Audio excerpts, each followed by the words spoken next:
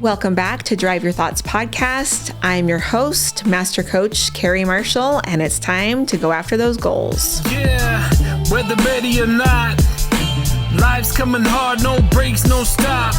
And if you put me on the spot, don't get it twisted, I never drop. If you feel a bit out of control and out the box, here's a way that you could drive your thoughts. Turn this podcast on, it's a lock. Carrie Marshall on the clock.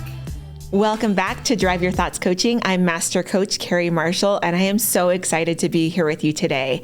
So I just returned this morning. I was on a flight at 4 a.m., and I just returned from a mentoring. I got to be a mentor at our mentor roundtable for a leadership conference for teens. Now, this leadership conference is for teens from 14 to about 25. So it's high school and college age kids, and it's called Eagle University.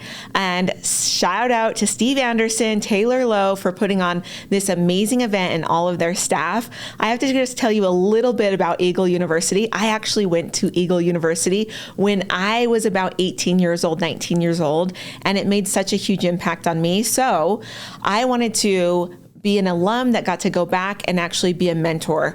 So the reason that I wanted to bring this up was this happened yesterday. I got to be a mentor for all of these kids. I got to speak at this event to these kids. And what came up was a lot of the kids would come around and we would talk about their interests and what they were passionate about, and they would ask questions. And one of the questions that I continued to get was, how do I? It was always the how question. How do I figure out what I want to be? How do I make the right connections? How do I make sure that I'm setting myself up for success? And it was really great to be there with all those kids. Shout out to all of those kids at the Eagle University. It was so fun to be able to meet you all. But I want to particularly talk to two of those students that I got to meet yesterday. And this podcast episode is actually just for you, Canton and Ashton. Now, of course, everybody gets to listen, but I want to tell you a little bit about Canton and Ashton.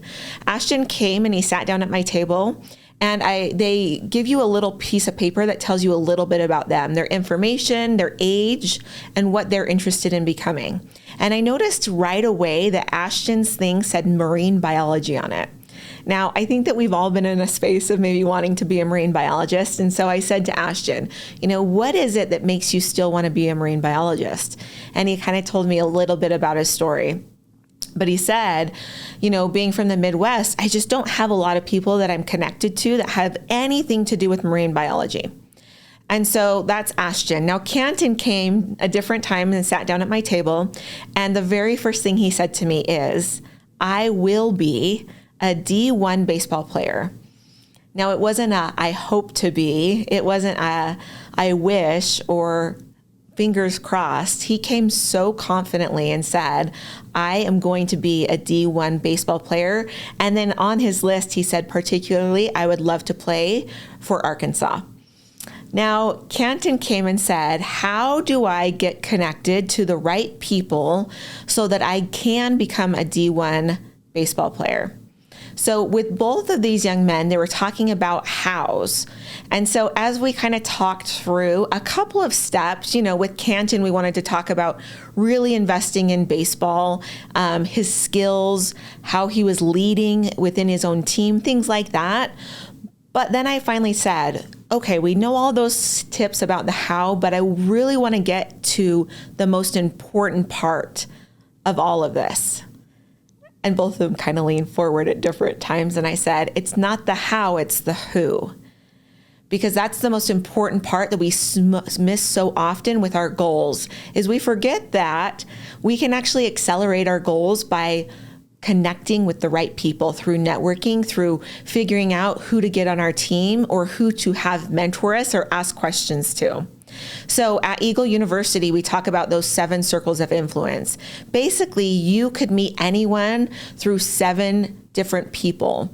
And I think that there's this game called the 7 Circles of Kevin Bacon or something. Maybe some of you have heard about it. Kevin Bacon is an actor from Footloose and other films, but there's a game out there where everyone says you're basically 7 degrees away from Kevin Bacon. And then, you can do this with lots of different people. But at Eagle University, they really talk about these 7 circles of influence. And so when we were talking and mentoring these kids, one of the things that I continued to mention over and over again that I wanted to talk to you all about is how you can network your way to succeeding at your goals faster. So let's talk about why this is important.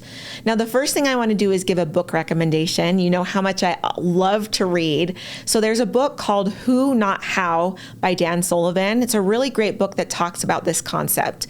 And basically what he says in the book is that what we're going to be doing is we're going to be looking at who to connect to, and that's going to accelerate the success that we're having towards our goal. So why is connection so important? Well, let's think about business in general.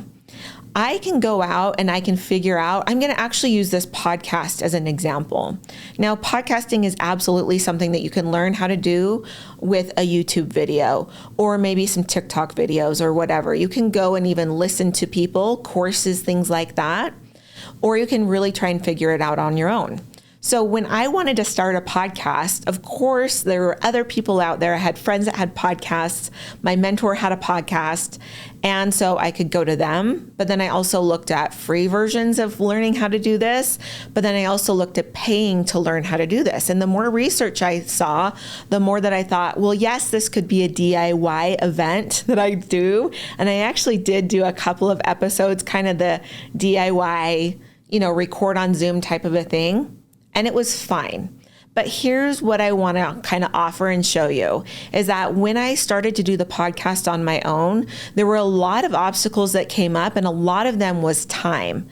Not only did I have to watch the YouTube or invest in a course in order to learn how to do it, but then I had to learn how to edit. And then I had to learn what type of equipment to get. And so the more that I kind of looked at the backside of this, I thought, okay, I can spend this, or I can go and say, who, not how, can I record a podcast? And instantly, Rookery Studios came up because I've been following them.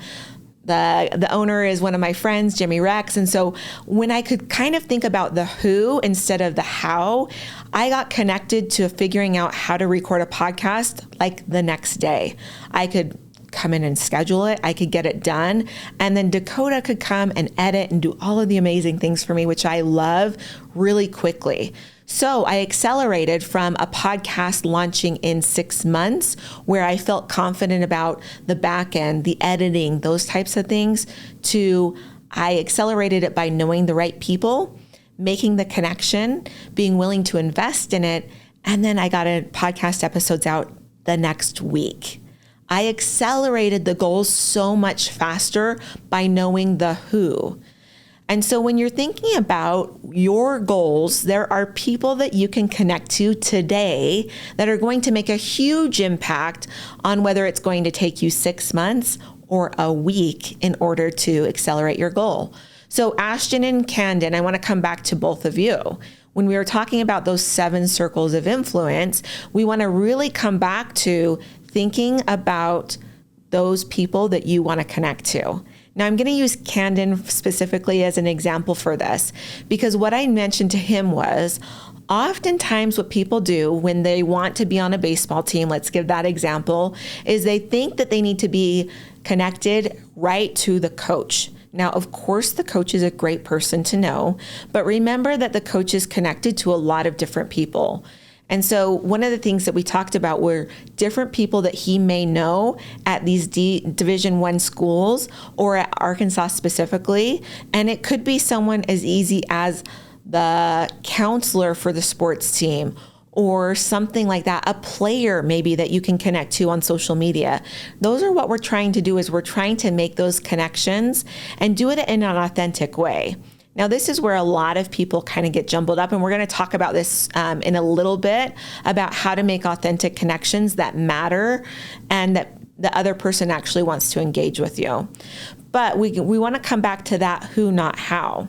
There are people in your life that can really accelerate your goals, but what's happening is, number one, is you're keeping your goal a secret. Now, remember back at Eagle University. I had kids that would come and sit at the mentor table, and they weren't really talking to me about what they were doing. It was like, hi, I'm Sarah from Missouri. And I was like, great to know you, Sarah. But instantly, I would know the difference between the kids that were really dedicated and dialed into their goals and dreams, because they would come and specifically tell me what those were. Hi, I'm so-and-so, and I want to get into MIT. Those were the kids that I remember specifically. Why do I remember them specifically? Because they were willing to go out and give me more information that's detailed about themselves. And instantly, when kids start to tell me, these teenagers start to tell me about their goals and dreams, I start to try and make connections. Now, I want to go back to Ashton and his marine biology. Like he said, being from the Midwest, he didn't really know anybody that was a marine biologist or had any connection to that. Well, as soon as he said marine biology, my husband Curtis popped up. Now, Curtis is not a marine biologist, but he worked at SeaWorld in college for a couple of years. He has great stories, great connections there. And so I just kind of mentioned offhandedly, like, oh, Ashton, my husband used to work at SeaWorld, and his eyes got wide and he was like, really? I would love to talk to him just about his experience, what that was like, how I can make a good first impression if I really want to do an internship there. So instantly the connection was made because Ashton, once again, mentioned that he wanted to be a marine biologist. He didn't just tell me who he was and where he was from. So the first thing that I want all of you to think of is, if you're going after a specific goal, how many people know about that goal? Now, you know, for me personally, if you followed me at all, that I always say your goal is not for everyone to know. But when we're talking about the who and not the how, I want you to think specifically about those people that you should be connected to, that you should be telling your goal to. Every single one of us have people in our lives that are connectors. I have several friends. I'm really, really lucky to have amazing friends that have amazing networks. But that makes a difference, because when I can figure out who the connectors are in my life, I can actually go and have those conversations with them so that I can tell them, like, hey, I'm really wanting to do this. What can we do? Or do you know anybody that can help me out here? Now, this brings me to this next place that we were talking about, which is, how do we ask for help when we are making these connections with people? Now, I know that probably if you're listening to this and you're an adult, you've probably at one time or another been in a space where people have come to you, made a connection, and then instantly wanted something from you. Maybe that's fine with you, but for a lot of people, I know that it just doesn't feel good to make that connection and then kind of be ghosted almost. And so we want to make sure that when we're reaching out to people, that we're not just asking for things.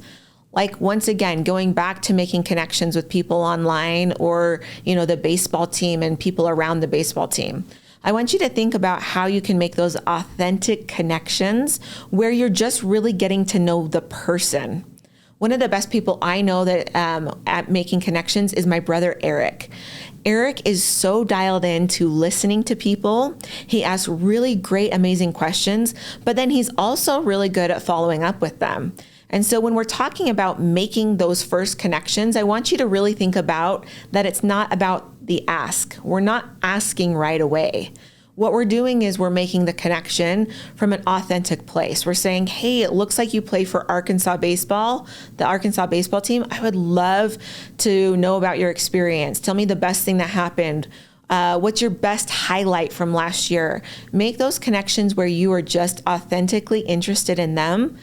And then they're going to want to connect with you. I've done this several times with people online, and it really makes a difference just being able to make a connection authentically without asking anything. I have several male friends, solopreneurs, building businesses that we met online. We met on Instagram, and they are building these incredible businesses.